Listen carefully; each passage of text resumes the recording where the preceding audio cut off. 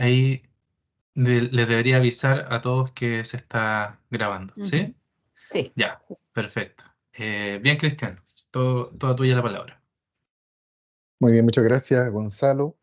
Bien, pues primero las primeras palabras son de agradecimiento y bienvenida a todos aquí presentes. Estamos dando inicio a una actividad de la Asociación Chilena de Filosofía, organizada a través de la nueva directiva. Digamos que estamos iniciando con esta responsabilidad también, y esta es una de las primeras actividades que organizamos en nombre de la asociación. Y en este sentido estamos muy contentos por la oportunidad que hemos tenido y por la buena recepción de nuestros invitados para comentar aquí y estar con nosotros en esta actividad. Lo que nosotros hemos organizado como directiva de la asociación es poder tener un conversatorio online a propósito de la gran decisión que se tiene que tomar, ¿no?, en nuestro país este próximo domingo, que tiene que ver con la nueva propuesta constitucional o la segunda propuesta constitucional.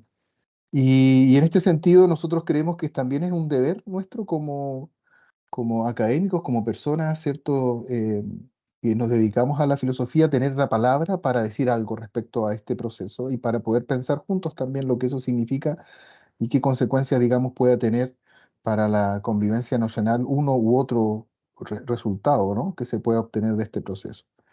El conversatorio que estamos nosotros aquí convocando, hemos convocado, tiene por título ¿Qué puede decir la filosofía de la propuesta constitucional? Y en este sentido, en primer lugar, presentar a quienes van a dirigir la palabra, ¿no?, a quienes vamos a escuchar principalmente en este conversatorio. En una primera instancia ellos serán los que tienen la palabra principalmente, y después abriremos, digamos, a quienes estimen conveniente también para hacer alguna pregunta o alguna intervención, observación, ¿no?, respecto a lo que se diga. Bueno, en primer lugar, presentar a Nicole Darat. Bien, Nicole, ella es doctora en filosofía, actualmente es académica de la Universidad Adolfo Ibáñez. Bienvenida, Nicole.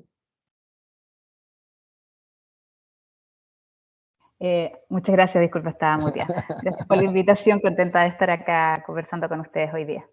Muy bien, Nicole, bienvenida. Y también nos acompaña en este conversatorio Víctor Soto. Él es abogado constitucionalista, actualmente está haciendo un magíster en filosofía en la Universidad de Chile. Así que te agradecemos mucho, Víctor, también tu presencia con nosotros y que nos acompañes. Muchas gracias y estoy muy feliz de estar acá para poder conversar estos temas tan, bueno, tan complejos que nos tocan ahora, como Mm, ciudadanos, más que como simplemente filósofos o abogados. ujú. Es un tema que nos compete como ciudadanos. Muy bien. Entonces, bueno, lo que queremos hacer es lo siguiente, un poco motivar la conversación con tres preguntas que vamos a ir una a una, y en cada una de esas preguntas les daremos el espacio para que ustedes puedan explayarse dependiendo de su punto de vista. Y las preguntas, si ustedes se fijan, también va a tener un sentido temporal, ¿vale? Hay una pregunta que está en referencia a lo que hemos vivido dentro del proceso constitucional. Después al presente, haciendo alusión fundamentalmente a la propuesta constitucional, y también una tercera pregunta, pero en referencia a cómo miramos el futuro, dependiendo de cuál sea el posible resultado que obtengamos, ¿no?, de esta decisión a nivel nacional en el plebiscito de este domingo 17 de diciembre, ¿vale? Entonces, la primera pregunta que hemos preparado para que ustedes puedan también desarrollar es a su juicio, ¿no?, de cada uno. ¿Cómo se une política y socialmente la actual propuesta constitucional con el origen del proceso, ¿vale? Es decir, en octubre del 2019, estallido social, ¿no?, que podemos indicar como el momento en el que se abre el tiempo constituyente. Hemos tenido la experiencia de una primera propuesta constitucional con la convención, que es una propuesta que, como todos sabemos, fue rechazada ampliamente por los chilenos y las chilenas, ¿vale? Y ahora tenemos un tercer proceso que se ha abierto. Entonces, este actual proceso, ¿cómo se conecta con esos puntos de origen e intermedios desde su punto de vista políticamente, socialmente, ¿vale? Bien, tal vez, no sé, Nicole, si comienzas tú, por favor. Perfecto. Sí, es una pregunta súper interesante, ¿no? Porque uno podría partir por preguntarse cuál es efectivamente el origen, ¿no? Tú, Cristian, situabas el origen la revuelta del 2019, de octubre del 2019, y uno podría, claro, ubicar el momento ahí, ¿no? Como que este momento o esta patita del momento constituyente parte con el estallido social o con la revuelta popular de 2019. Pero también uno podría ir un poco más atrás y en la cuestión del origen, perdón, se vuelve difusa también cuándo empieza, ¿no? ¿Cuál es el principio, cuál es el origen de este momento constituyente? Yo no podría decir que, no sé, ya en 2013, por ejemplo, existía todo este movimiento Marca tu voto, si bien era bastante marginal, ¿no? Eran personas muy convencidas, personas vinculadas al derecho, constitucionalistas, gente que también estuvo presente después en el primer proceso. Perdón, esto es como un poco justo ahora que iba a hablar. Entonces uno podría fijarse como ese 2013, pero todavía era muy marginal. Luego uno podría decir que quizá el proceso que hizo Michelle Bachelet, ¿no? Con estos cabildos autoconvocados, este proceso iniciado por ella, también podría considerarse como el inicio.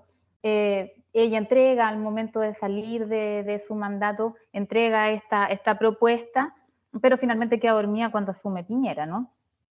Y luego viene, ¿no?, la revuelta popular del 2019 y uno dice, bueno, ahí efectivamente hay un momento, ¿no? Puede fijarse, y no es casual ni azaroso decir que ese puede ser el origen, porque finalmente eso fue como la llama que prendió la mecha de lo que ocurrió después. De alguna manera se acorraló a los políticos en el Congreso para que le dieran, para que buscaran una salida institucional a un conflicto que no necesariamente se manifestó desde un principio como un deseo de un cambio constitucional.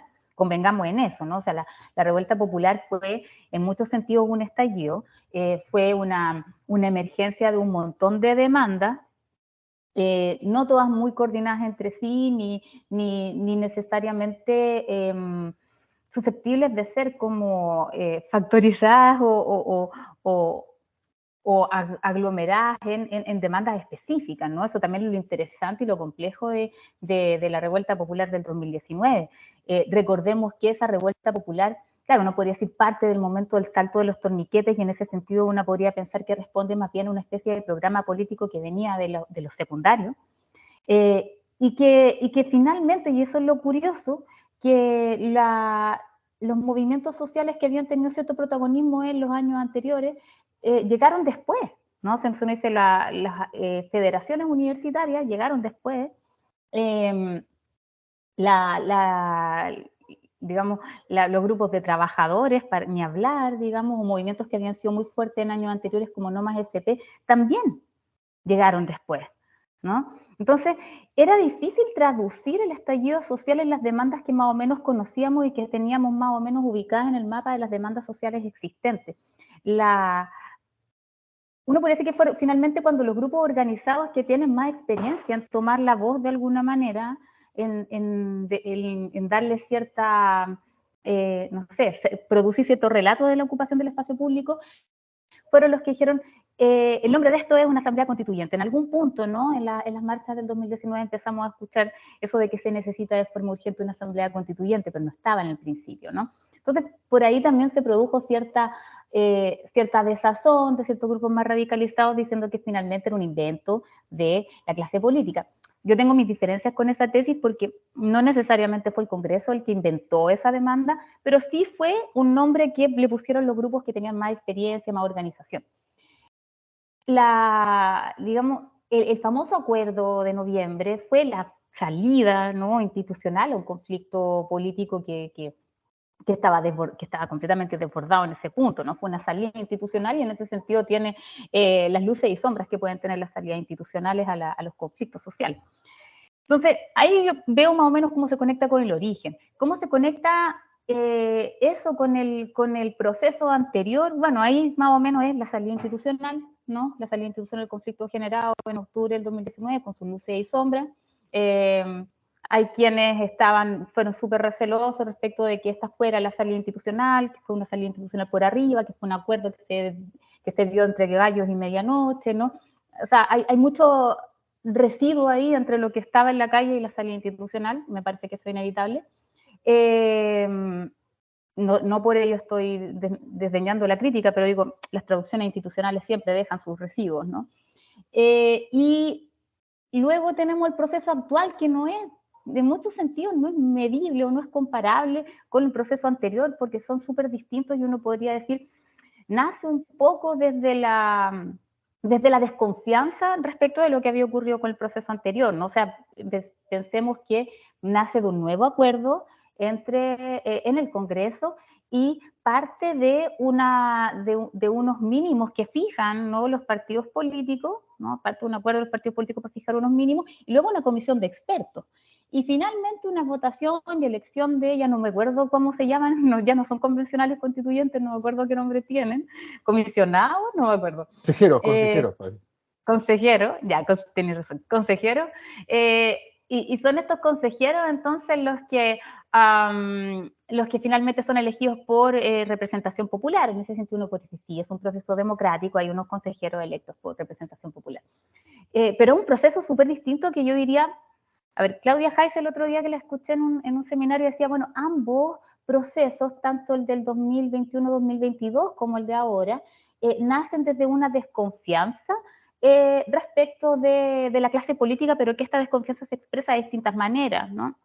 O sea, el poner ciertos cotos a que las personas que iban a ser electas como convencionales en el primer proceso iban a quedar como de alguna manera vedados, digamos, para futuras elecciones de cargos populares, también le puso cierto coto a que no pusieran políticos, que los partidos no quemaran sus mejores cartas ahí, por ejemplo.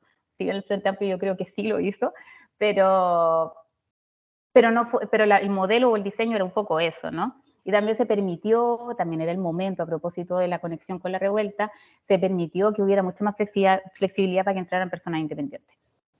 Y en otro sentido, claro, en el segundo proceso, esa desconfianza se expresa de manera mucho más explícita, y aquí una tesis personal que no tiene que ver con lo que decía Claudia Heiss en esa ocasión, una tesis mucho más explícita de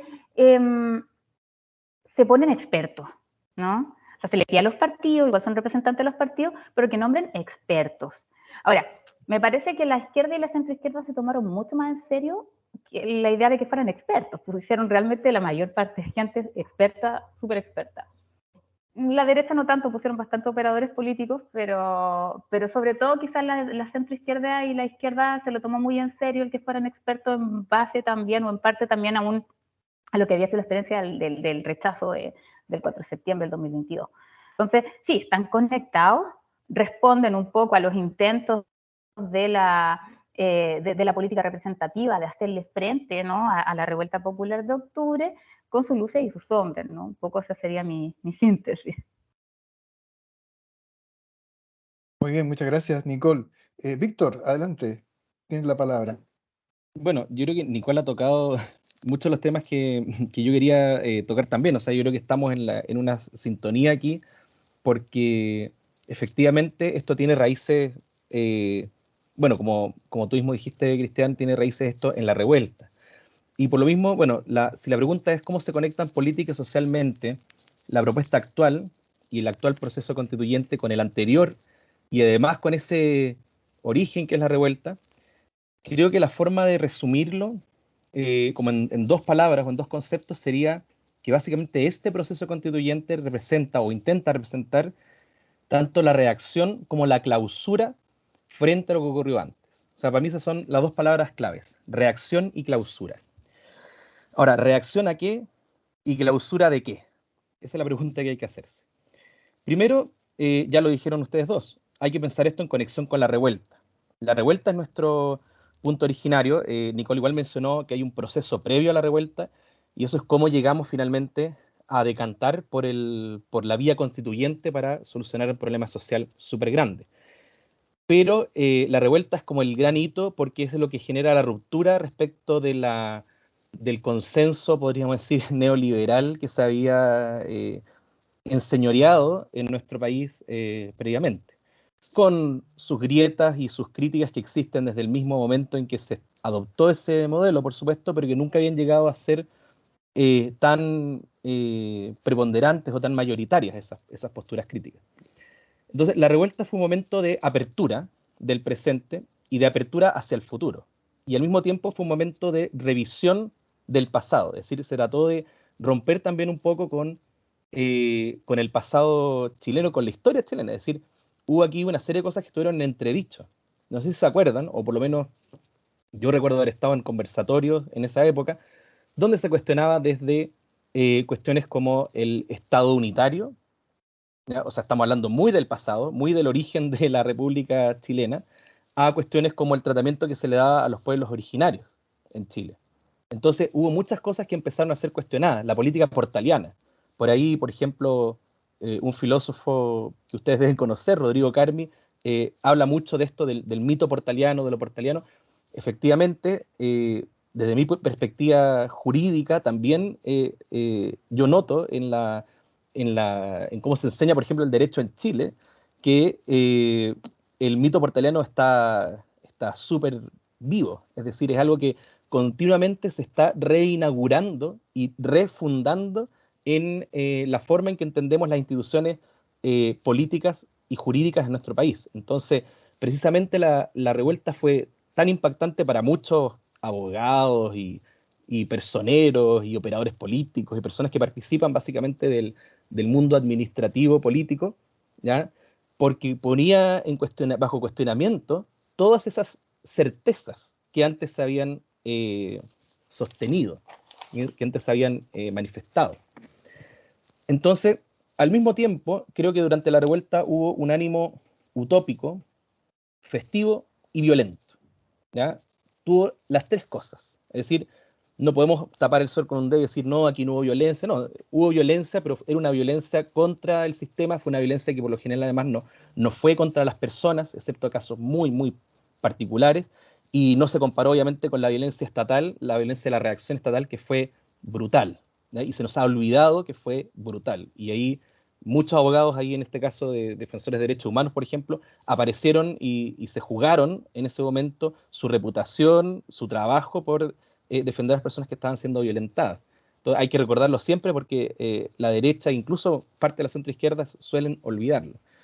Entonces, pero claro, fue un ánimo utópico, festivo y violento. Y ahí el tema utópico me parece clave, y no solamente porque estoy haciendo mi tesis en la utopía, que les cuento que estoy haciendo la tesis en la utopía, pero el tema utópico es clave porque en el fondo la utopía es aquello que nos permite generar un pensamiento de la alteridad, de lo que es totalmente distinto, totalmente otro respecto a la realidad que estamos viviendo. Es lo que permite poner en juego la imaginación instituyente y constituyente en este caso. Sin embargo, esto también es algo que nos desborda. Es decir, como bien dijo Nicole, aquí hubo un desbordamiento de las instituciones y las instituciones tienden a buscar un cauce. Es decir, esto es como el río que busca su cauce, ¿ya? Y eso está bien. O sea, yo tuve discusiones, me acuerdo, durante el magíster con otros compañeros que hablaban en contra de la institucionalización en general, que siempre era, y claro, en filosofía se suelen hacer a veces como juicios muy duros, como no, es que lo institucional es lo que va a congelar el presente, y tiene en parte razón. O sea, en parte siempre estamos tratando de congelar aquello que nos desborda, aquello que nos supera en el momento.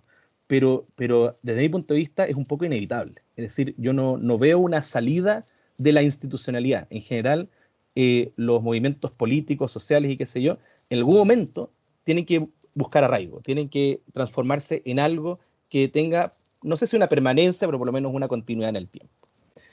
Y entonces eso no me parece aberrante que la institucionalidad haya querido canalizarlo, pero como bien dijo Nicole, aquí se abrió una brecha importante. Entonces había una brecha entre aquellos que se subieron al barco del cambio constitucional como la vía más idónea para cambiar esta situación, este malestar social que era transversal en ese momento y que había desbordado a las instituciones, y aquellos que consideraron que este era un acuerdo espurio, hecho por la clase política a espaldas del pueblo, entre gallos y medianoche, mencionó Nicole, y todo eso. Y ahí ya hay un poco un alejamiento popular respecto de este acuerdo cupular, este acuerdo de las cúpulas políticas. Yo también coincido con Nicole en que el acuerdo no es así una cosa que se le ocurrió simplemente a los políticos, sino que fue algo que tenía una historia y por lo tanto tuvo sus virtudes, pero es cierto que el cambio constitucional ya significa una reducción del problema, este problema que nos desbordaba, lo tratamos de reducir e intentamos clausurar a través de este acuerdo constitucional el malestar social. Recuerdo también que originalmente iba de la mano con un acuerdo social, ¿ya? ¿Se acuerdan? Mucho más profundo, pero que obviamente nunca llegó a nada, porque uno de los grandes problemas que nos llevaron al malestar también fue la incapacidad del sistema político de dar respuesta a los problemas de las personas. Es decir, el sistema político chileno hace muchos años que se encuentra absolutamente bloqueado y está bastante incapacitado actualmente para dar una verdadera respuesta a todos los problemas que van surgiendo y las condiciones cambiantes de la sociedad moderna en general. O sea, esto es un problema transversal de todos los parlamentos del mundo, pero en particular en aquellos parlamentos como el chileno que tienen esta estructura bloqueada y, si me permiten, presidencialista. Yo creo que el presidencialismo chileno es uno de los grandes problemas que tenemos para salir de este escollo. Ahora, bueno, entonces tenemos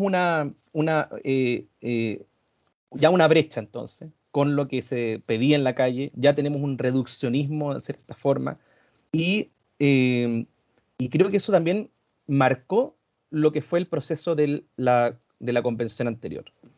Yo creo que al proceso constituyente anterior, ¿ya? Que era un proceso acotado y, si se acuerdan, lleno de obstáculos impuestos básicamente por la derecha para no perder la posibilidad de tener las riendas, ¿ya? Como dice Sofía Correa Sutil, las riendas del poder. Y a pesar de todo esto, bueno, la izquierda y la centroizquierda y otros grupos independientes, qué sé yo, vuelcan en este proceso, a pesar de todos los obstáculos que tiene, todo ese impulso utópico del que hablábamos al principio. Es decir, se trata de canalizar aquí una serie de cosas que eran casi por definición imposibles de canalizar. Retrospectivamente, por supuesto, esto se ve como un error. Entonces, la clase política, los opinólogos de la plaza, ¿ya? Por lo general nos dicen, incluso filósofos yo lo he escuchado decir, no, es que básicamente la convención se subió por el chorro. Entonces, eso es algo muy chileno, es como, no, o sea, está bien los cambios, pero no nos somos por el chorro, o sea, hasta por ahí nomás, dejemos que los expertos y la élite básicamente haga las cosas. Y bueno, yo creo que efectivamente hubo un desafío, ¿ya? Fue desafiante la convención para una serie de lugares comunes y de mitos, ¿ya? Como señalaba Carmi en este sentido, este mito portaliano. Y claro, eso sí, en chileno por lo menos es subirse por el chorro.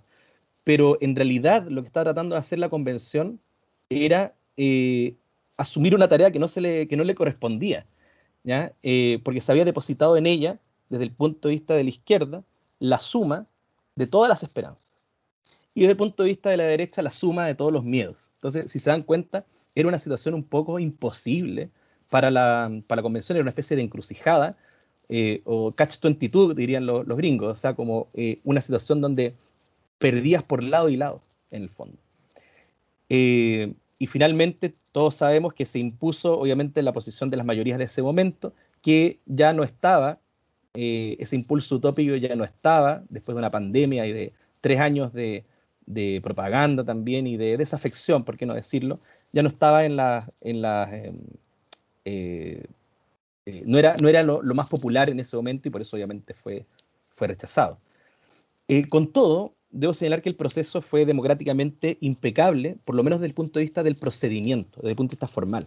Es decir, nunca en Chile habíamos tenido un procedimiento tan participativo, ¿ya? Y tan amplio de cambio constitucional.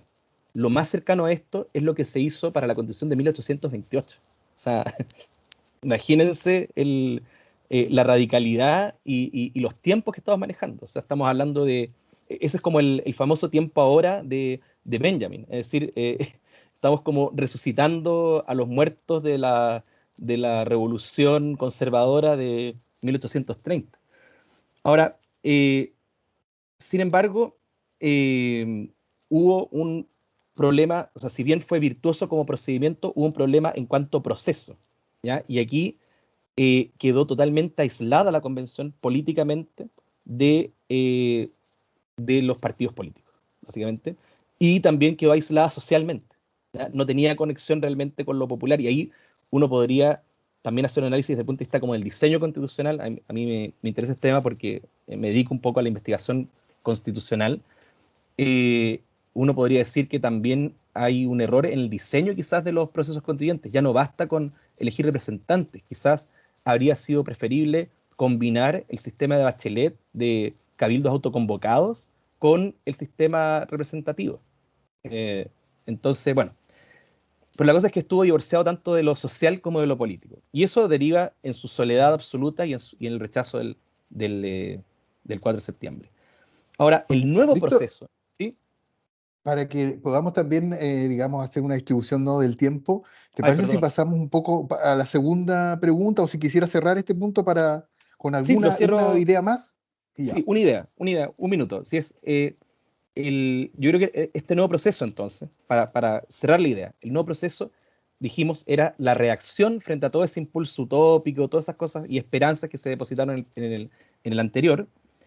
Y en tanto reacción, esto tiene una derivada procedimental y una derivada textual o formal o de contenido, en realidad, del texto mismo, ¿ya? Es decir, estamos reaccionando o está reaccionando el Consejo actual a su miedo, finalmente, respecto no tanto de la convención, ¿ya? La convención, como dijimos, lo que trató fue intentar de canalizar.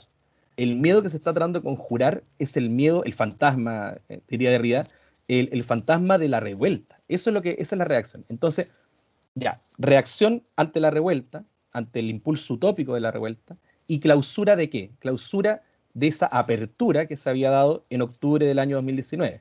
O sea, eh, clausura del malestar, ¿ya? Clausura finalmente de la revuelta misma. Entonces se espera que con esto ya finalmente todo quede subsanado, se cierre la herida que se abrió en octubre y volvamos finalmente al feliz país neoliberal que existía antes de aquello. Ese es Muy con bien. eso quiero cerrar la idea. Gracias, Víctor. Bueno, entonces por lo que se ve, que nos quedaríamos, digamos, con que una línea de continuidad es difícil de trazar, en el sentido de que lo que inició y lo que está, de la manera que está terminando, no está tan claro, ¿no? De que efectivamente hay una línea de continuidad acerca de este actual proceso en el que estamos viviendo, venga a cerrar lo que se abrió en algún momento, ¿vale? Eso no está suficientemente claro. Ahora, claro, institucionalmente hablando, formalmente hablando, muchos dirían que sí. De hecho, porque es una continuidad, se tuvo que renovar el proceso constituyente después que se selló la convención y no fue exitosa, digamos, y se abrió un nuevo proceso. Entonces, muchos dirían, desde la perspectiva institucional, esto tiene una continuidad. Bueno, eso todavía, como decimos, está ahí, veremos, ¿no? Pues parte del debate y la discusión que se podría dar. Pero ahora, mirando este actual proceso, dependiente y desconectado, si es que se pudiera hacer, de dónde venimos. ¿Cuáles dirían ustedes son los puntos altos y los puntos bajos de esta actual propuesta constitucional? Es cierto que no se puede ir al detalle, ¿no? Porque estamos hablando de muchos artículos. De hecho, una crítica que recibió la propuesta constitucional anterior era que era muy larga, pero esta se excede aún más en su cantidad de espacio, digamos, y de articulado. Así que es bastante más larga que la anterior de la convención, pero ustedes dirían, es posible decirlo todo, ¿no? Pero si tuvieran que destacar un o dos puntos altos, uno o dos puntos bajos, según su punto de vista, de esta propuesta actual. Nicole, adelante. Sí, a mí me costó yo siento como una gran aversión hacia este proceso, o sea, no solamente por el resultado de la elección de los comisionados constituyentes, sino porque fue un proceso diseñado para contener, bueno, lo decía Víctor también, ¿no? Como para conjurar el fantasma de la revuelta. Entonces a mí me genera mucha aversión el proceso porque lo considero como un proceso de cierre de las élites y de miedo a la democracia, ¿no? Como platónico miedo a la democracia, ¿no? Entonces a mí me cuesta encontrarle algo positivo. Me voy a quedar en el procedimiento. Creo que eso, o sea, desde el punto de vista de la filosofía, creo que nos ofrece varias cuestiones interesantes todo este largo proceso que tú señalabas, Cristian, como partiendo desde el 2019 hasta ahora, nos ofrece la posibilidad de reflexionar sobre varias cuestiones, algunas de ellas han salido hasta ahora acá. A ver, yo diría que el punto alto es que es un proceso democrático dentro del marco de lo que se entiende por democracia representativa, con representantes electos, incluso el Consejo de Expertos es un Consejo de Expertos que representa a las fuerzas políticas y a la constitución de las fuerzas políticas que a su vez fueron electas democráticamente. En ese sentido me parece que es un proceso democrático y que es, en definitiva, algo mucho mejor desde el punto de vista procedimental que la Constitución del 80, que fue hecha por los militares, entre cuatro paredes, y con un diseño orientado, digamos, a conjurar a su vez otro fantasma que el de la Unidad Popular, ¿no? Entonces, o sea, desde ese punto yo diría que esa es, digamos, para mí el punto alto de esta propuesta, ¿no? Puntos bajos hay harto, ¿no? O sea, como... yo vengo a participar aquí también como parte de la CHIP, pero también como parte de la red de filósofas feministas. Y como filósofas feministas, obviamente tenemos una resistencia súper fuerte a esta propuesta. Bueno, obviamente porque está la cuestión de la protección de la vida de quién está por nacer y en qué medida esto puede o no poner en riesgo el aborto en 3 causales, pero también la cuestión de la objeción de conciencia, que la deja bastante abierta, ¿no? Y que permitiría que haya objetores de conciencia en distintos puntos, incluso para entregarte la pastilla el día después. O sea, le da un rango constitucional a la objeción de conciencia súper amplio, como muy amplio, ¿no? Que admite como múltiples espacios de manifestación de esta objeción de conciencia, que va a ser mucho más difícil, por ejemplo, el acceso, que ya es muy difícil, al aborto en 3 causales, que es un logro mínimo y que aún así en su implementación ha sido muy complejo, sobre todo en lugares alejados de los centros urbanos, donde no tienes un equipo completo para una interrupción del embarazo donde no hay objetores de conciencia. O sea, ahora con esta posibilidad de objetar conciencia súper amplia, se puede dar el entregar la píldora el día después, se puede dar nuevamente en el caso de la interrupción voluntaria del embarazo, se puede dar la objeción de conciencia a la hora, no sé, de enseñar educación sexual a los niños, niñas y niñas en los colegios, ¿no? O sea, hay un montón de frenos que tienen que ver. Ahora bien, la cuestión de la objeción de conciencia desde un punto de vista filosófico es también interesante y es parte de, una podría reivindicarla también, ¿no? O sea, cuando, por ejemplo, pensamos que es importante que poder ser objetora de conciencia, por ejemplo, respecto a realizar el servicio militar obligatorio, ¿no? Entonces, uno podría pensar que la objeción de conciencia es importante, pero las traducciones que tienen este punto es que hace que profesionales de la salud, de servicios públicos, puedan no cumplir con su obligación profesional en tanto que funcionarios y funcionarias públicas, que es clave para poder implementar derechos como la interrupción voluntaria del embarazo. Entonces yo creo que esas cuestiones están en riesgo. La cuestión de los cuidados, que era súper importante en el proceso constituyente anterior, acá aparece vinculada a la cuestión de la familia y lo privado. Entonces también una cuestión que tenía un carácter, podríamos decir, transformador en el primer proceso, se conserva el concepto, pero al introducirse en la familia tiene un efecto tremendamente conservador. Entonces yo creo que ahí la cuestión es, y que podríamos preguntarnos es, considerando que procedimentalmente tiene la virtud de no ser la constitución de la dictadura, ¿vale la pena realmente cualquier cosa que no sea la constitución de la dictadura? Lo decía Víctor en su intervención anterior, uno podría decir, bueno, si gana el a favor, entonces se cierra este proceso. Si gana el en contra, está la posibilidad de que este proceso siga, nada nos garantiza que no van a empezar nuevamente otro proceso constituyente y vamos a seguir en la incertidumbre, eso es malo para la economía y la gente está cansada, ya no está el momentum, ¿no? Y por ahí algunos decían que los partidos de izquierda y centroizquierda se comprometieran a que con esto se cerraba el proceso constituyente. Pero a una cuestión, a propósito, no, la pregunta por el origen. ¿Puede realmente los partidos de izquierda y centroizquierda asegurar eso? ¿Está en ellos y en ellas garantizar si es cuando se termina esto por un acuerdo que firman o incluso por una papeleta, ¿no? Por ahí escuchaba a algunos cientistas políticos decir, bueno, quizás la solución es que junto con la papeleta del a favor y el en contra hubiera como otra votación que dijera, ¿usted está de acuerdo con que este proceso constituyente se cierre? Digamos, independiente del resultado, o sea, si es que gana él en contra, ¿usted está de acuerdo con que este proceso se cierre?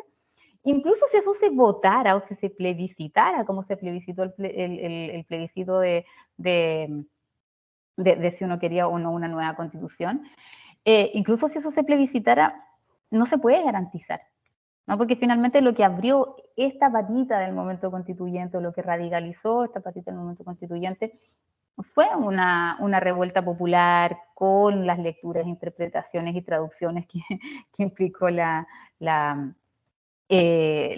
acuerdo, digamos, de la nueva constitución. Entonces, nadie puede garantizar que no va a seguir eso ahí. ¿Qué es lo interesante? Si gana el a favor, por una parte, tenemos este aspecto positivo de que ya no vamos a tener una constitución hecha en dictadura, que hace, y aquí estoy parafraseando un poco a mi colega Gonzalo Bustamante, que hace que en el fondo Chile sea una excepción de los países de después de la Segunda Guerra, ¿no? Que salieron de dictadura y que no cambiaron la constitución que hizo la dictadura. O sea, Chile es una excepción, hay pocas, ¿no? No es la única, pero es uno de los pocos países que conserva una constitución hecha en dictadura tantos años después de que se termina la dictadura. Entonces le pondría fin a esta excepcionalidad chilena. Pero ¿a qué costo? ¿No? Al costo de tener cualquier constitución que no sea la constitución de la dictadura. A mí me parece que políticamente, incluso ahora uno podría decir, finalmente ahora hay gente que dice, bueno, es que la constitución de la dictadura no está mal, igual la podemos modificar en el Congreso. Y es un poco acomodaticio, porque en el fondo hace un par de años estábamos diciendo que no la queríamos modificar en el Congreso, que queríamos un proceso constituyente. El problema es que si gana el a favor, va a dejar de ser ilegítima por las razones que hemos estado impugnando durante muchos años, ¿no? Y vamos a tener una constitución democráticamente legítima y no vamos a poder quejarnos.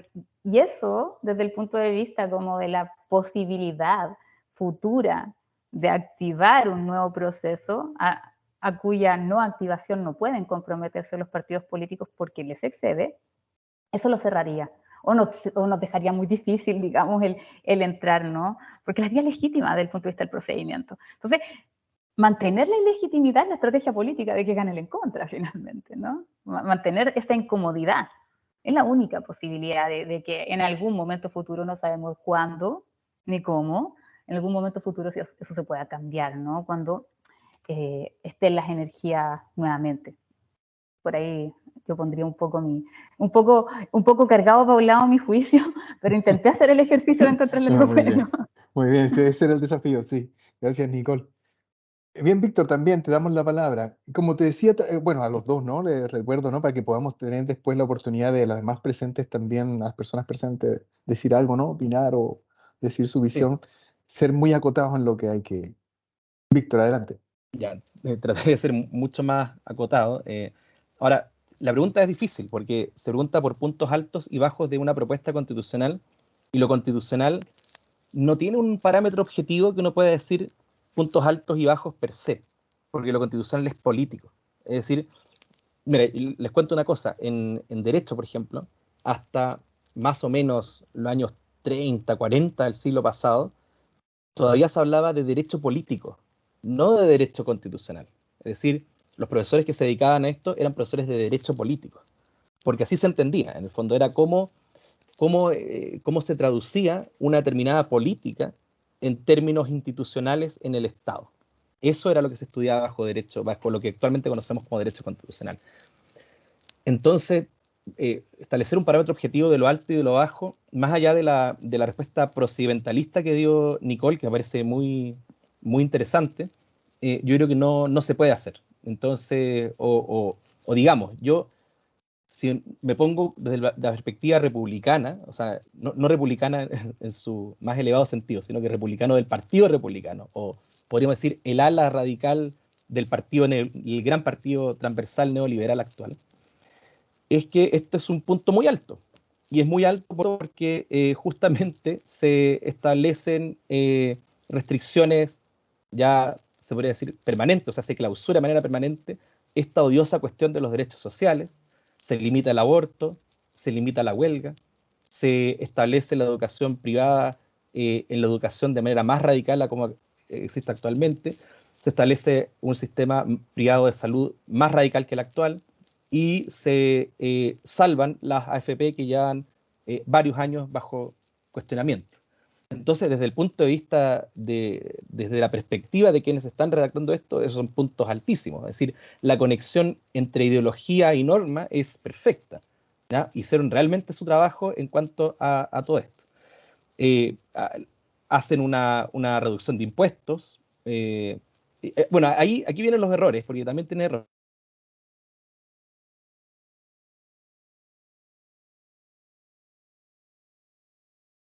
No sé si hemos perdido Perdón. Víctor. Aquí. Sí, ¿volví o no?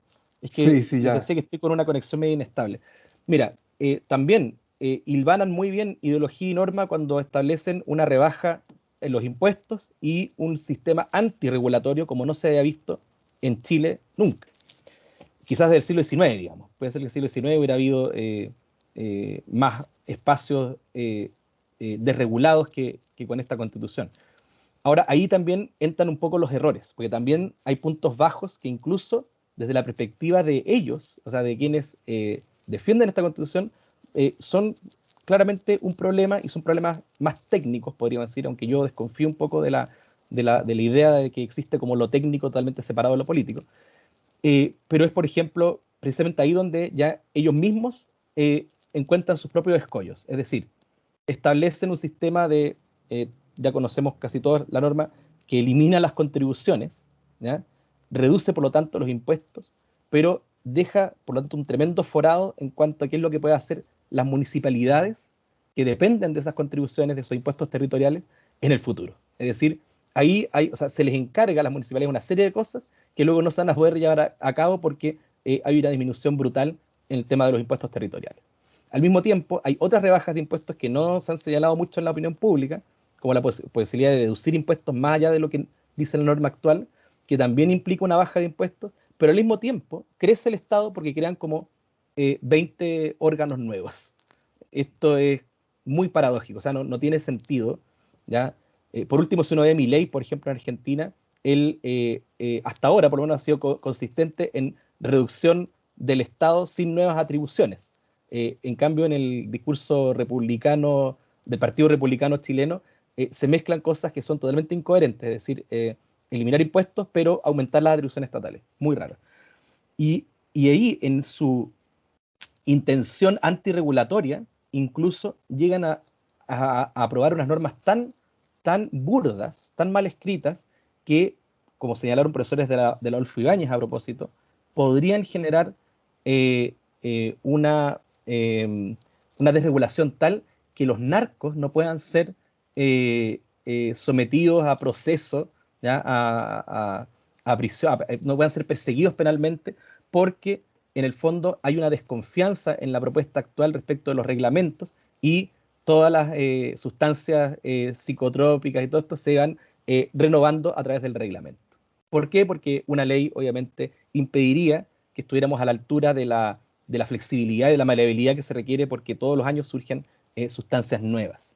Entonces imagínense, esos son puntos bajos desde el punto de vista técnico, formal, de todas maneras. Hay otros puntos que son debatibles, como por ejemplo el umbral del 5% para los partidos políticos. A mí me parece que no ha sido suficientemente discutido. Este es un problema que viene de la comisión experta, yo estuve en desacuerdo ya ahí, y lo conversaba con amigos politólogos.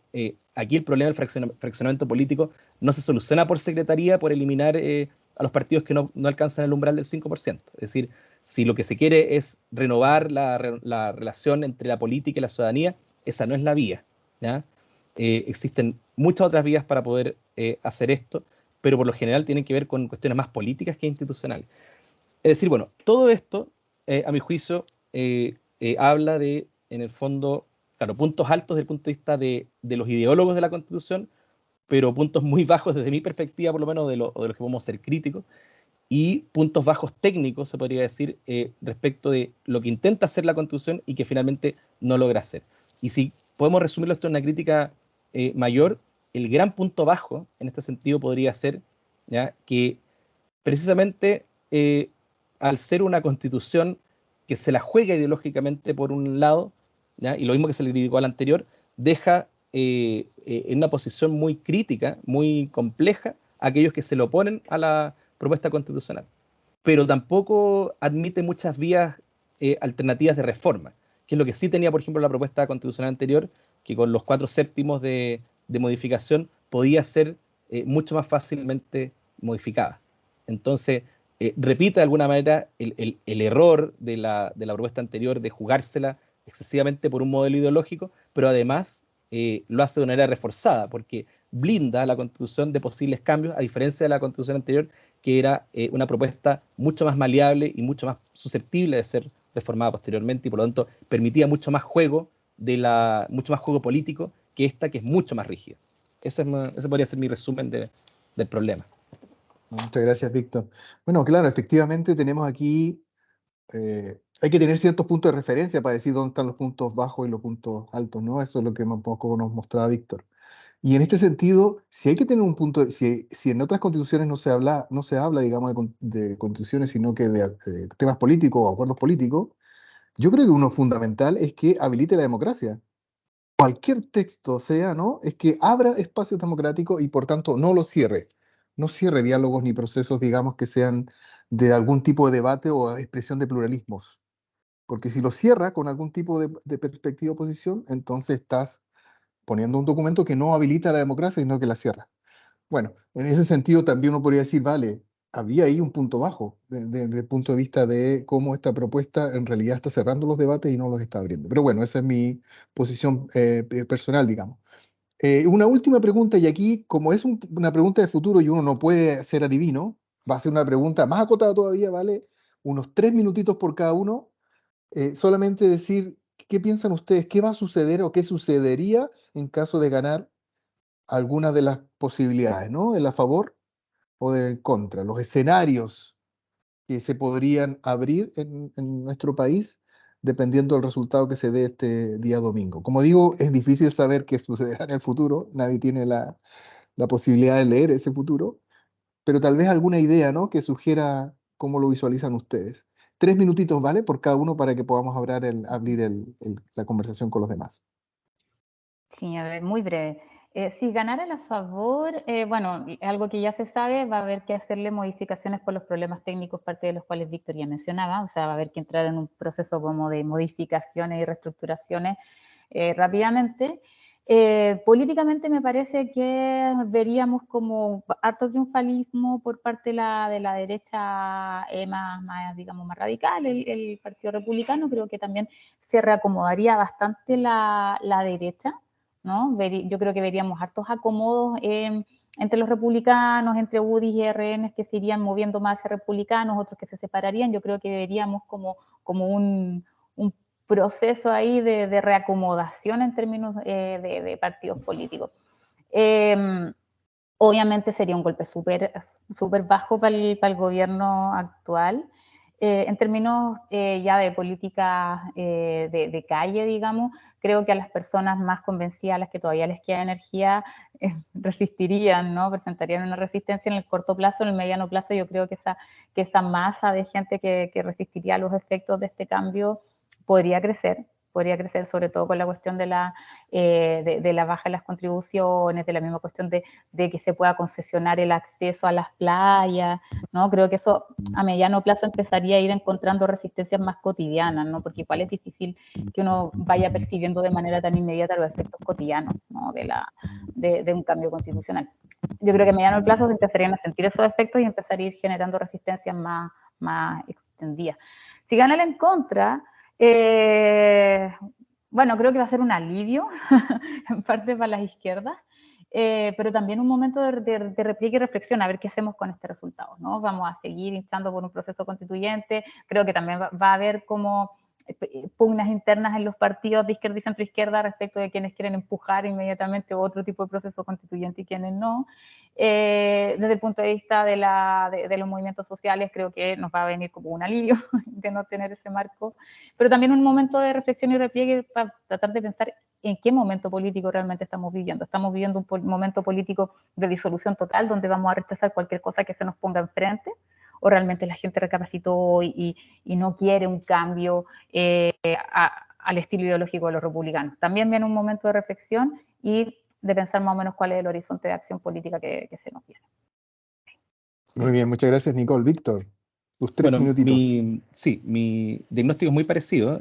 Jurídicamente yo creo que esto implica, bueno, todo cambio constitucional implica un poco un shock, ¿ya? A menos que se haga en una situación no democrática, como fue en la Constitución del 80, que tuvieron básicamente 8 años para implementar sin ningún tipo de oposición formal, por lo menos, su constitución. Entonces, claro, aquí esto se podría retrucar diciendo la propuesta anterior también era un shock desde el punto de vista de todas las normas que se crean y todas las autoridades. Sin embargo, en este caso, bueno, hay un tema, por lo menos, como digo, yo no puedo separar un poco el tema ideológico. Para mí, el shock anterior implicaba un shock para hacer cambios y este implica un poco para retrotraernos a las discusiones políticas de los 90.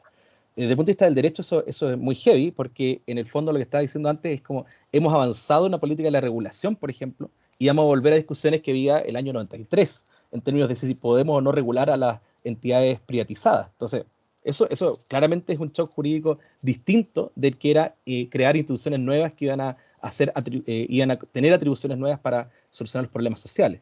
Lo mismo los errores formales que ya mencionamos también van a ser una especie de shock, sobre todo en el tema contribuciones y en el tema regulación de los narcos y todas estas cosas. Ahora, el triunfo de la favor, ya dije también, esto es el triunfo del ala más radicalizada, el partido transversal neoliberal, como dijo Nicole, posiciona a los republicanos, debilita al gobierno, a mi juicio posiciona a Kast para la presidencia y establece además una falsa clausura de la revuelta de 2019. En cambio, si gana el en contra, jurídicamente por lo menos se mantiene todo igual, se mantiene un poco el statu quo en ese sentido, pero políticamente, ¿ya? Esto implica un debilitamiento de la derecha más radical y un reforzamiento del gobierno, precisamente porque ellos cometieron, desde mi punto de vista, el error de situar esta elección como una elección respecto del gobierno, a favor o en contra del gobierno. Entonces, por lo mismo, creo que esto le daría un impulso, no muy grande, porque los cambios en las cosas electorales ahora ya no duran mucho, digamos, pero podría darle un impulso de un par de meses al presidente para poder quizás empujar un poco más su programa.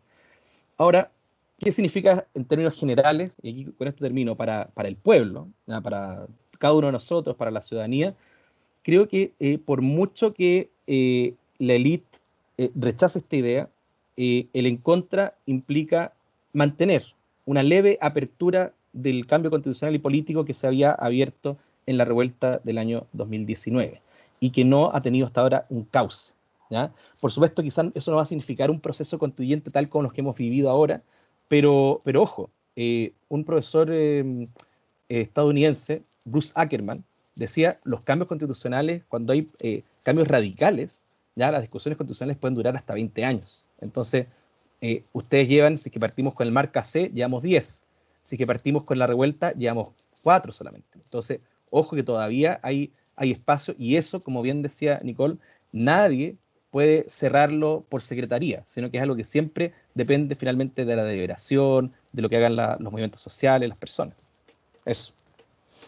Muy bien, muchas gracias a ambos, Nicole, a Víctor. Lo que vamos a hacer ahora en este momento es abrir un poco la palabra para quienes quieran aportar a la conversación, porque este es un conversatorio. ¿Alguna idea, digamos, que quisieran las personas presentes no destacar? ¿Alguna idea que se quisiera reforzar? Tal vez algún otro punto de vista. Dejamos abierta la disponibilidad de la participación.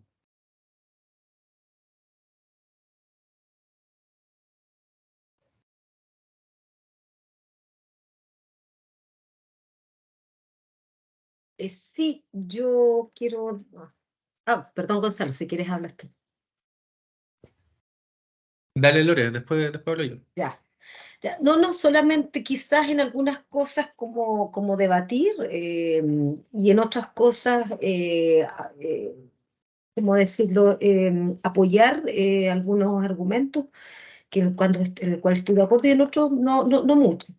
Eh, en general, cuando, claro, ¿qué puede decir, o sea, qué se puede hablar, qué se puede, cuál es el lugar, digámoslo así, o cómo se plantea y se propone esta idea de la primera pregunta, sobre todo, ¿no?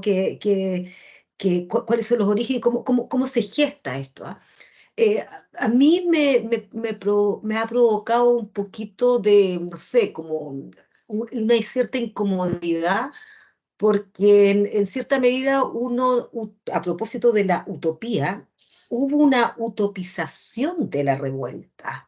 ¿Ya? Yo creo que la revuelta que se llevó a cabo no era tal revuelta, no era un proceso como de ruptura o de reformulación de formulaciones estatales en las cuales estaban un poco añejas, que había que reformularlas por una demanda social, por decirlo de alguna manera, y en este sentido la demanda social era este malestar, porque no es un no solamente era un malestar, sino que era un malestar que incomode, que llevamos bastantes años, y bueno, la cuestión simbólica de los 30 pesos con los 30 años, yo creo que la cuestión tiene que ver con mucho más, de fondo y mucho más atrás.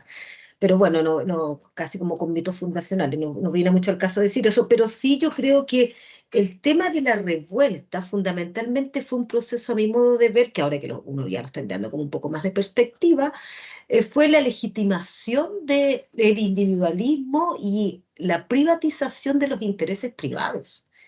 Mi plata, mi esto, y finalmente era una suerte, a mi modo de ver, de que la ciudadanía, el pueblo, ya, es una palabra también que está bastante malversada, quería alcanzar desde una idiosincrasia que tiene Chile a propósito del origen de las cosas, de una idiosincrasia arribista y criolla en la cual querían ser como estaban, como el modo de vida que tenían algunas personas en este país, que son las 7 familias, digámoslo así.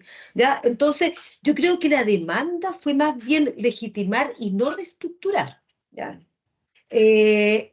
No sé si esa revuelta fue una ruptura. Yo creo que no fue una ruptura, insisto, fue una legitimación que en un momento en lo inmediato del acontecimiento se vio como una ruptura, pero fue una cuestión inmediata. En la inmediatez de la misma cosa se vio, pero finalmente lo que ocurrió fue con eso una suerte de acomodamiento de ciertas dinámicas que sí, que entre comillas fueron rupturistas, que pusieron en cuestión ciertas cosas, pero al final del día Chile es un país conservador.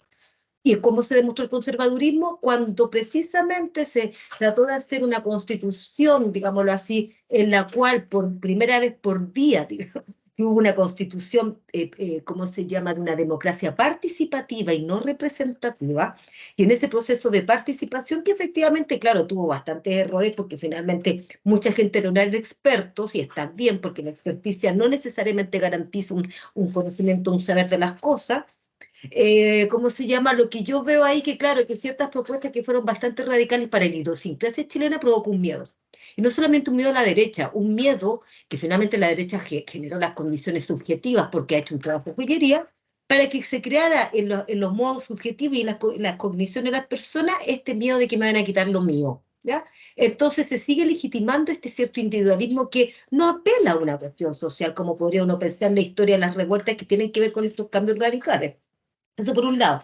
El concepto de lo festivo también a propósito del texto de Carmia, yo reitero la cita que a propósito cuando hablamos para el lanzamiento de la revista de los 50 años, hay un comentario muy, muy bueno que hace el Mauro Basaure, que es sobre el texto de Rodrigo. Yo Rodrigo lo encuentro, lo respeto bastante, es un tipo muy profundo y bien bueno en lo que hace.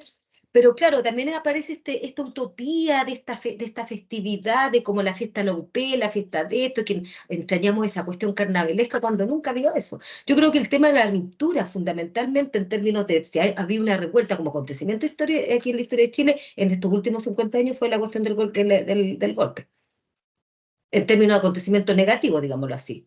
Lo que hubo de revuelta el 18 para mí no fue una ruptura y no fue una revuelta propiamente tal, sino que fue la legitimación. Eso por un lado. Y esa legitimación, claro, de ahí yo lo puedo relacionar con lo que dice ¿cómo se llama?, la Nicole, que me parece interesante en este tema de que, claro, es verdad que es súper ambivalente esto de lo positivo y lo negativo en la propuesta, porque claro, efectivamente es positiva si uno lo pone en términos formales, ¿ya? Y jurídicos, o no sé, del imaginario social, que efectivamente va a salir una propuesta democráticamente elegida, como así como salió el rechazo democráticamente por la gran mayoría de chilenos que quisieron votar en contra de esta última propuesta, que era como, entre comillas, no la oportunidad, pero era una propuesta que implicaba efectivamente una apertura a ciertas propuestas que en el fondo radicalizan el pensamiento chileno, como por ejemplo el tema de los pueblos mapuche, como por ejemplo el tema del aborto. Chile no está acostumbrado a eso. Chile es un país conservador, de suyo.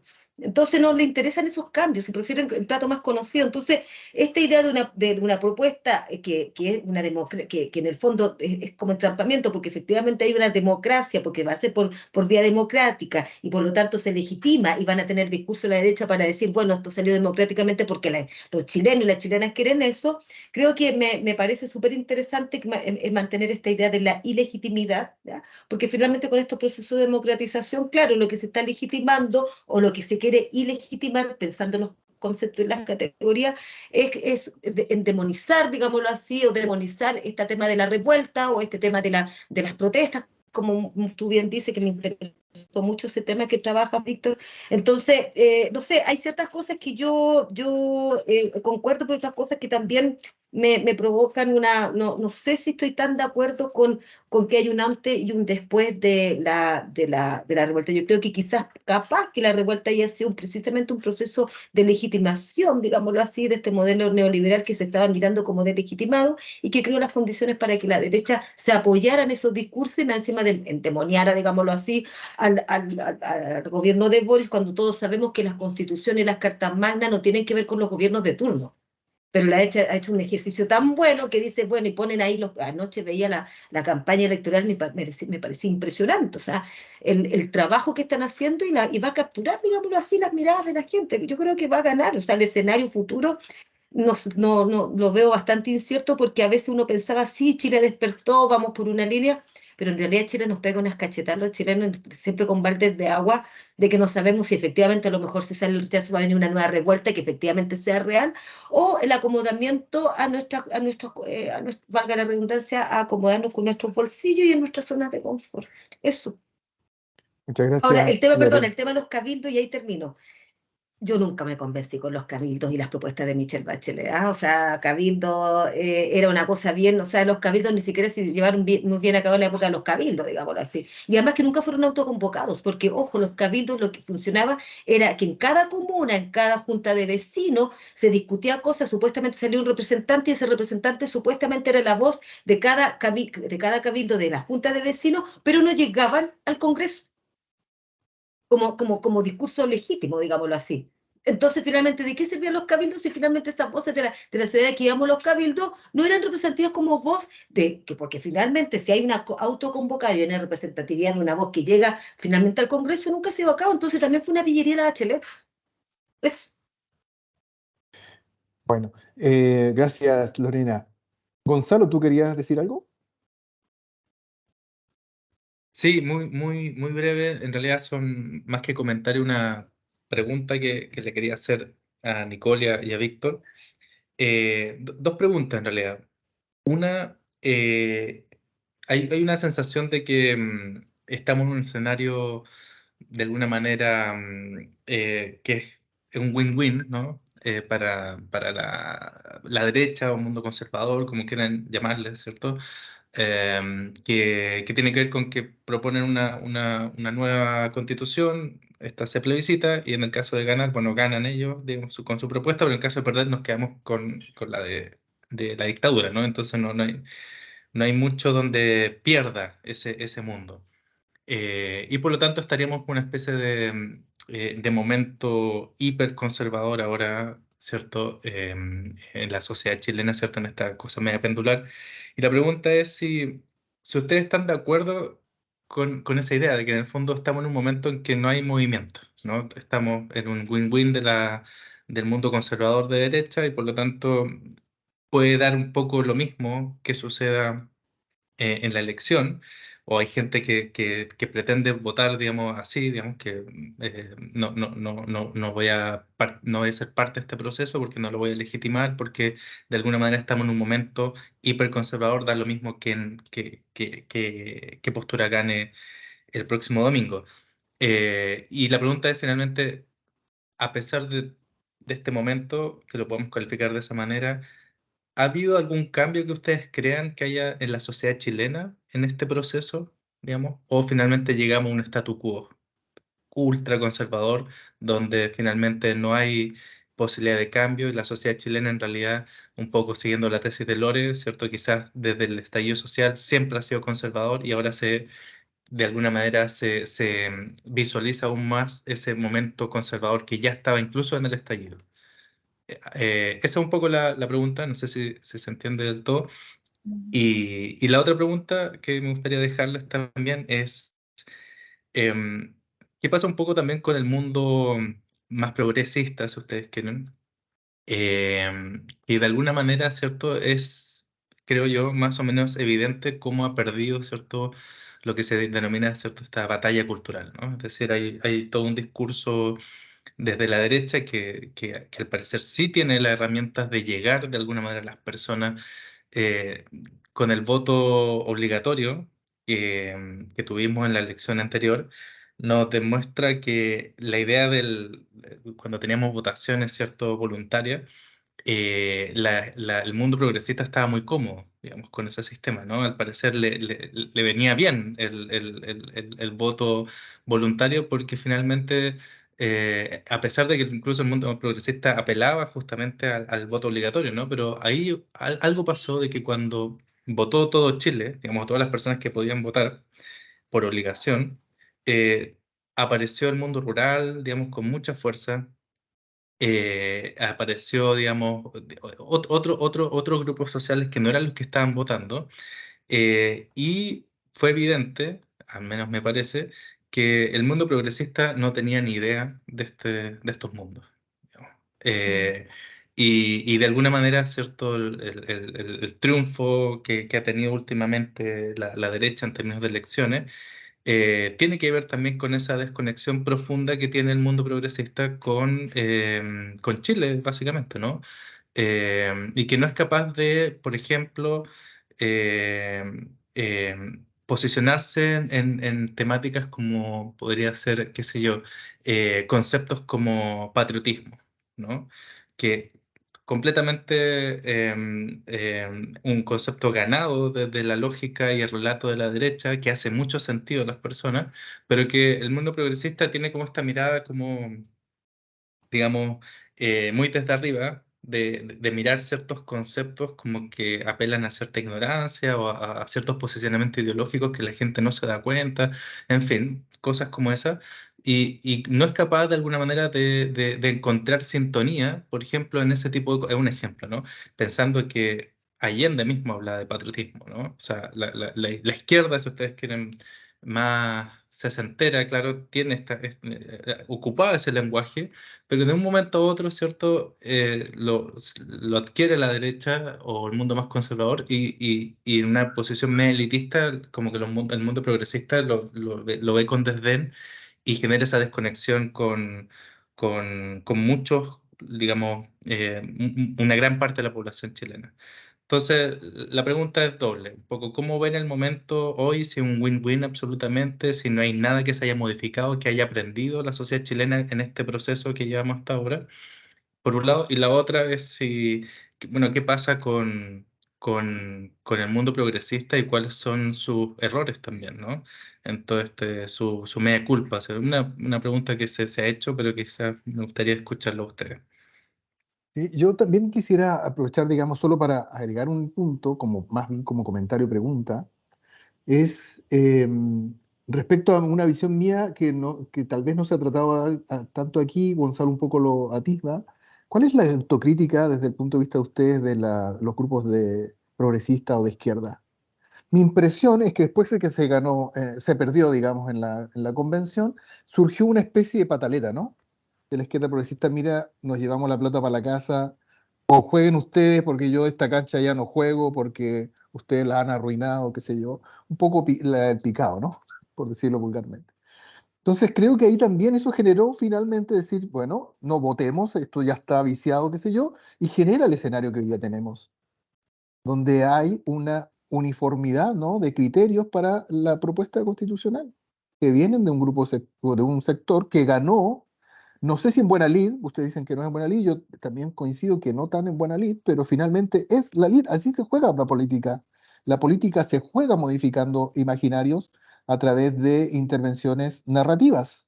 Así funciona la política. Comunicacionalmente, cuando ganas el espacio, ganas el voto. Cuando convences un imaginario y transformas una idea, ganas el voto. Así funciona la política. Ese es el juego de la política. Bueno, y la izquierda no fue suficientemente capaz de jugar en ese campo y no ganó los votos que necesitaba. Entonces, si es que queremos, o si se quiere, digamos, equilibrar las fuerzas, hay que seguir jugando, aunque se pierda, ¿no? Un poco eso creo que pasó con el movimiento o con los sectores progresistas en el proceso anterior. Bueno, George Lakoff tiene, ¿no? En este sentido, una teoría que narra, ¿no? En el texto este, No piensa en un elefante, en el que efectivamente eso está estudiado, ¿no? Cognitivamente hablando, los grupos de derechas, a través de todos sus sistemas, digamos, de coaching, elaboran procesos comunicativos, políticos, para convencer y transformar los imaginarios y alcanzar los votos, digamos, para las tomas de decisiones. O sea, esto viene, ¿no? Como lógicas estratégicas, políticas, cognitivamente fundadas, ¿no? Desde movimientos de derecha en Estados Unidos. Yo estoy seguro que dentro de la política que se hace desde derecha, esos son elementos que están, digamos, en el génoma de los procesos políticos y del convencimiento y de los partidos políticos de derecha. Y eso se vio claramente, creo, en el proceso anterior. Entonces, al no ganar la batalla, creo que no fue conveniente este movimiento de retirada, porque finalmente dejó a una gran parte de la población o de la ciudadanía subrepresentada, ¿no? Pero bueno, ese es un poco también mi aporte, digamos, a la conversación. Vamos a hacer lo siguiente, ¿no? Tal vez para ir ya cerrando, es dar la palabra a Nicole y Víctor, tal vez no para responder cada una de las cosas que hemos dicho, sino que tal vez ir cerrando, ¿no? Decir alguna cosa que ustedes quieran para ya ir concluyendo. Sí, gracias Cristian, bueno, Lore y Gonzalo por las intervenciones, preguntas. A ver, yo no voy a tratar de coger algún par de cositas donde creo que puedo decir algo, ¿no? A ver, yo no coincido del todo con la lectura que hace Lore del estallido social. Si bien coincido con algunos puntos, estoy de acuerdo con que Chile es un país conservador, pero no creo que eso signifique que cada individuo sea perfectamente coherente consigo mismo todo el tiempo, ¿no? Yo creo que eso fue la excepcionalidad de la revuelta, fue que se logró encender una llama, ¿no? Se logró por un momento poner en juego afectos que en otros momentos no estaban. Ahora bien, por supuesto que también entraron demandas completamente individualistas como no más TAC, ¿no? O sea, así como tenéis no más FP, también tenéis no más TAC. O sea, había demandas perfectamente individualistas. Pero ¿en qué sentido también eso no necesariamente es como coherente consigo mismo? Porque después tenía esa misma gente que decía no más FP, después estaba con mi plata no, digamos, ¿no? Entonces, claro, no, creo que perdemos un poco cuando esperamos que la gente se comporte de manera perfectamente coherente y los momentos políticos también están plagados de afectividades que son un poco difíciles de repente de entender desde aparatos conceptuales a los que nos aferramos con cariño, ¿no? O sea, quizás hay que prestar esa escucha, digamos, a cómo estas cuestiones son mucho más fluidas de lo que nos gustaría que fueran. Por eso también es como inasible la cuestión de la revuelta. Ahora, de si es un momento win-win, yo diría que sí y no, porque ¿quién gana? O sea, si es que, o sea, yo creo que si gana el a favor, evidentemente hay un sector de la derecha dura que va a ganar, pero hay otro sector de la derecha dura que no. O sea, ya sabemos que están bastante divididos entre ellos, ¿no?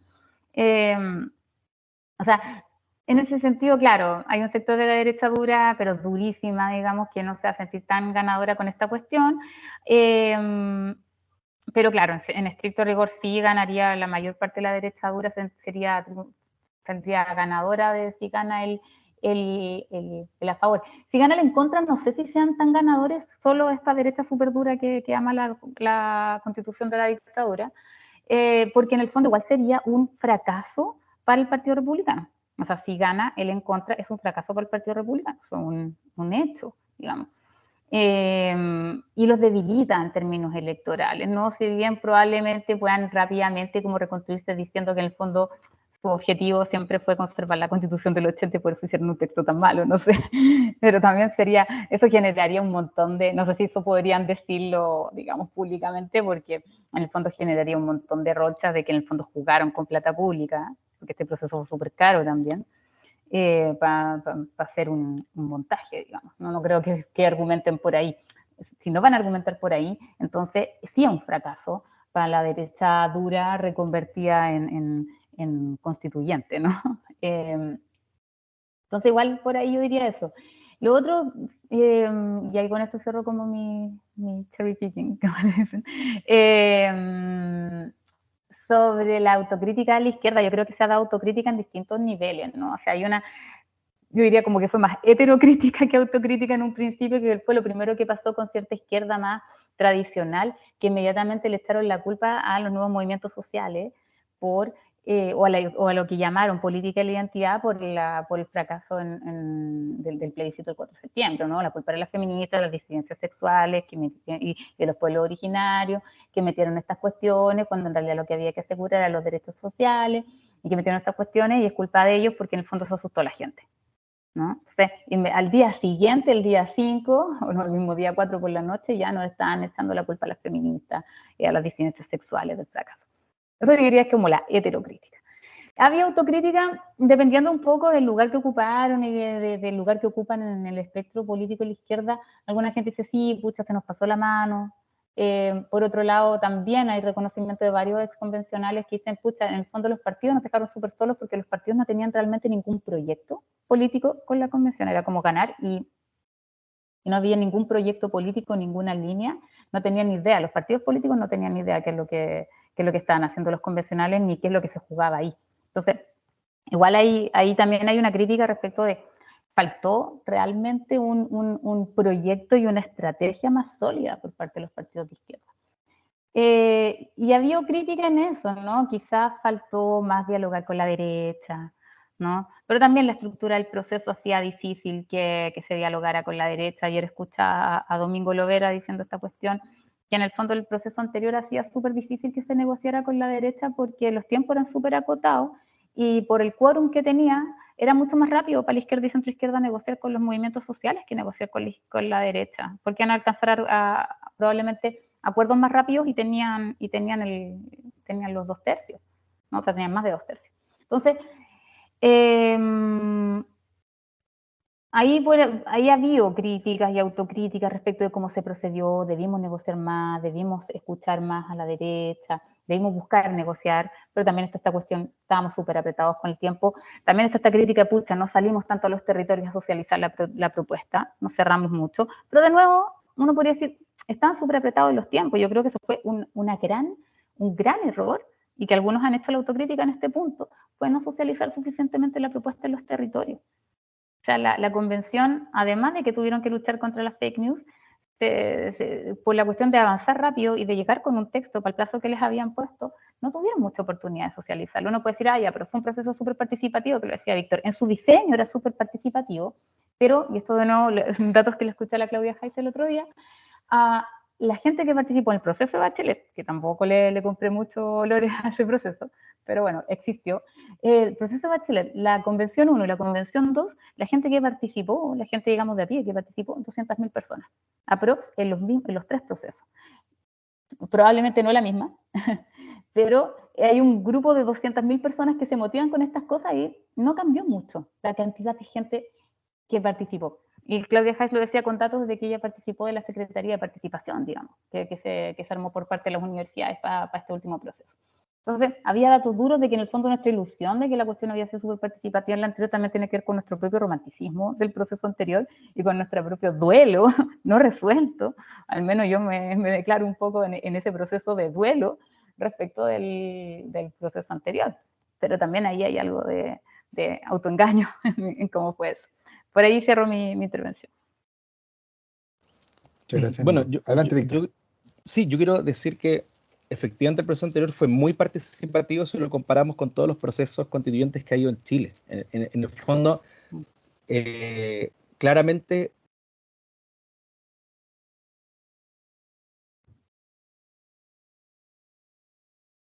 wow, hemos perdido a Víctor, Perdimos a parece, Víctor. en el último momento, en el último minuto del round. Ahí sí. Ahí está, ahí ya Ahí volviste volvió, ahí ya. volvió. Sí, perdón, no, digo que hay una brecha entre las pretensiones que tiene la democracia actual, digamos, o que tenemos actualmente respecto a la democracia, y lo que siempre han sido los procesos participativos en las democracias efectivamente existentes. Entonces, si la miramos con ese criterio histórico, claramente esto fue súper participativo. Ahora, si lo vemos desde el punto de vista de nuestros ideales, por supuesto que fue muy limitado. Lo mismo que quisiera decir respecto a los cabildos de Bachelet, yo ahí quiero, o sea, considero que tienen razón, o sea, al final se pasaron por cualquier lado las decisiones de las personas en los cabildos y terminaron presentando un proyecto hecho por expertos ante el Congreso. Pero yo rescato el momento utópico de los cabildos precisamente, es decir, no lo que fueron efectivamente, sino el germen que había detrás de eso, la idea que lo sustentaba, ¿ya? Y creo que eso me parece que podría ser algo que podríamos mirar hacia futuro, para futuros procesos, no necesariamente constituyentes, sino que también legislativos, con participación. Ahora, yo discrepo de la visión que ha presentado María Lorena respecto de la utopización de la revuelta, porque además no es exactamente lo que yo estaba planteando. Yo planteé que la revuelta tenía un ánimo utópico, es decir, la utopía entra en la revuelta. Pero la revuelta es una apertura, es un quiebre, es una herida, no sé, es algo muy puntual, un acontecimiento, quizás querrá decir otra persona. Para mí es justamente apertura. Y la apertura puede ser hacia lo bueno y hacia lo malo, hacia lo utópico o hacia lo contrautópico, lo distópico, no sé. Puede ser positivo o puede ser negativo. En general las revueltas están cargadas de ambigüedad y de ambivalencia. No hay una revuelta así tipo que uno pueda decir fue perfecta. Y la lectura retrospectiva desde el día de hoy, desde el pesimismo de la actualidad respecto de lo que se abrió en esa revuelta, no me parece que sea tampoco una lectura correcta del fenómeno. Entonces, hubo una apertura que puede ser hacia lo bueno y hacia lo malo, y hay que diferenciar también la revuelta de la revolución. Los procesos más amplios y con estructuras políticas, con claridad de objetivos y todo eso, son los procesos revolucionarios. Las revueltas, como nos recordaba Furio Jesse, tienen una cuestión mucho más caótica, porque se conectan con anhelos míticos y también, diría yo, agregaría yo en la visión de Jesse, con anhelos utópicos y que no tienen una fácil correlación con la institucionalidad. Y por eso las revueltas tienden a fracasar, de hecho. O sea, lo vimos el año, Furio Jesse analiza 1919, ¿ya? Imagínate, 2019, 1919, la revuelta luxemburguista, ¿ya? Donde en realidad Rosa Luxemburgo entró muy a regañadientes. Lo vemos en la revuelta del 68. El resultado práctico de eso es que en la elección ganan los conservadores, gana De Gaulle. Entonces, yo creo que hay más paño que cortar respecto de la revuelta y la utopía. Ahora bien, respecto a lo que dice Gonzalo, de este momento sin movimiento, me pareció muy interesante esa frase. Creo que hay que tener ojo también con analizar los procesos electorales. Esto lo dijo Nicole, ¿ya? Las cuestiones están súper fluidas. Hay cientistas políticos que han dicho, ojo, la foto del día 4 de septiembre es distinta a la foto del 7 de mayo y va a ser distinta a la del 17 de diciembre, y quizás nos cuesta mucho en este momento prever qué es lo que va a pasar por la misma incoherencia personal que que menciona Nicole. Es decir, no estamos de acuerdo con nosotros mismos, somos un poco como Caselli en estos momentos. No tenemos por qué estar de acuerdo con lo que pensamos. Y luego, sí me gustaría mencionar este momento como un momento también de peligro. Es decir, el rechazo, esto lo decía Katia Araujo en una entrevista, el rechazo también fue parte de la revuelta. En este caso, podríamos decir las connotaciones negativas, en el fondo el lado negativo, no en el sentido necesariamente de malo, sino que de negatividad, de destituyente, de destitución de todo lo que existe. El segundo punto de Gonzalo era respecto del voto voluntario. Ahí hay un análisis muy interesante que hace Alexis Cortés, que de hecho fue un comisionado experto y que se refería a los que él llamó los Touraine Boys en los años 80, que dejaron de estudiar al pueblo. Entonces, el pueblo realmente en Chile hay un gran desfase, o sea, no es conocido realmente por parte de las élites, y las izquierdas abandonaron el estudio, el análisis y también la actividad política dentro de estos grandes espacios que se desafectaron de la democracia, o sea, que dejaron de participar. Eso nos lleva al viejo problema de la representación, ¿ya? Que es el problema de la democracia no solamente en Chile, sino que en todo el mundo. ¿Cómo podemos establecer o restablecer el principio de representación que subyace a toda democracia en un contexto donde las viejas estructuras parece que no dan abasto a la fluidez y la rapidez de los problemas y de las comunicaciones que tenemos actualmente en el mundo? Esta idea, esa es como para responder las preguntas que hace Gonzalo. Obviamente se podría hablar mucho más, pero voy a ser breve en honor al tiempo. Cristian Almonacid nos plantea, digamos, la necesaria autocrítica de la izquierda. Yo creo que aquí coincido mucho con lo que dice Nicole ahí. O sea, todo lo que fue la culpabilización de la política supuestamente identitaria, que es básicamente crear una dicotomía falsa. Ahí, por ejemplo, Joinant es un gran representante de esta visión. Es como de volver al mito del socialismo obrero, pero sin obreros, porque son puros, digamos, izquierda caviar. No, es muy...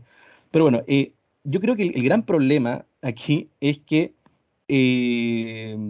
respecto de llevarse la pelota para la casa, creo que aquí lo que hizo la izquierda de restarse del proceso constituyente actual fue un poco difícil de dominar por parte de la izquierda formalmente constituida, es decir, por los partidos políticos.